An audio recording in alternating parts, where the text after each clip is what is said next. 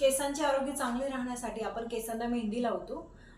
मेहंदीची पोषक तत्वे वाढण्यासाठी आपण त्यामध्ये काही पदार्थ मिक्स करत असतो, परंतु असे कोणते 10 पदार्थ आहे जे तुम्ही मेहंदीमध्ये मिक्स केल्यानंतर त्याचा फायदा होण्याऐवजी तुम्हाला त्याचा तोटा सहन करावा लागेल. सो बघूया या व्हिडिओमध्ये. त्यासाठी व्हिडिओ शेवटपर्यंत पाहत राहा.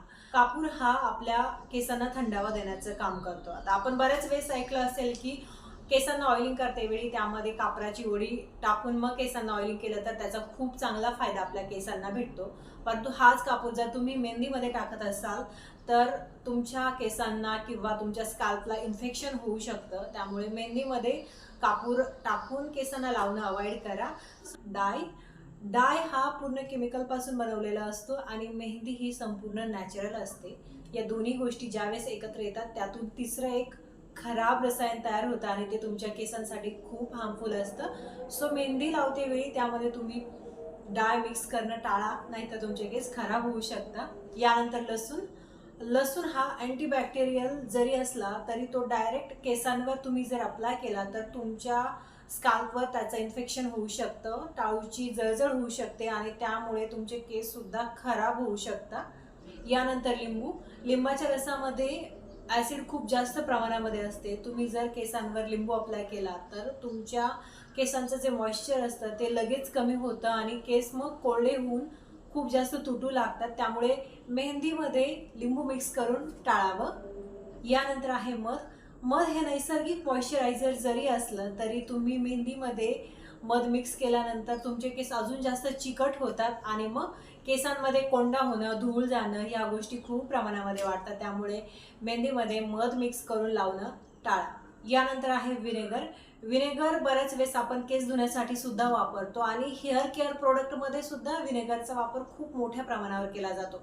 परंतु हेच विनेगर जर मेहंदीमध्ये मिक्स केलं तर केस खूप जास्त लवकर कोरडे होतात आणि लगेच तुटतात आणि जे केसांचं नॅचरल मॉइश्चरायझर असतं, जो ओलावा असतो, तो सुद्धा विनेगरने खूप लवकर कमी होतो आणि खूप जास्त ड्राय केस होतात.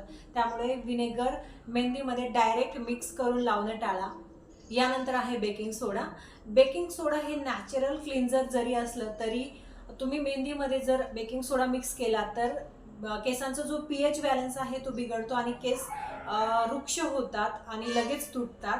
त्यामुळे बेकिंग सोडा सुद्धा अवॉइड करा.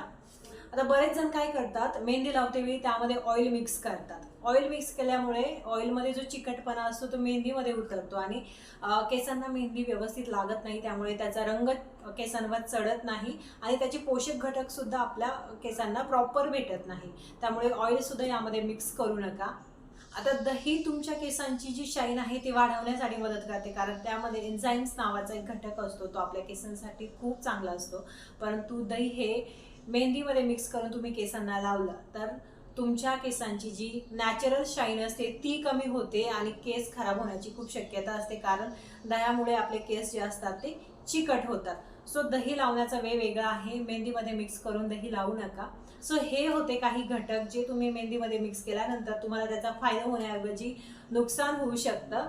सो मेहंदी हा जो घटक आहे तो नॅचरल आहे, तो तुम्ही प्लेन तुमच्या केसांना लावा. तुमच्या केसांना पोषण भेटल, नॅचरल जी शाईन आहे ती सुद्धा भेटल.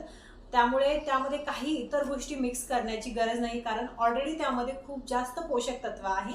सो अशाच पद्धतीने तुम्ही तुमच्या केसांची काळजी घेत राहा आणि नवनवीन टिप्ससाठी आपल्या चॅनलला सबस्क्राईब करा. पुन्हा भेटूया पुढच्या व्हिडिओमध्ये. तोपर्यंत नमस्कार.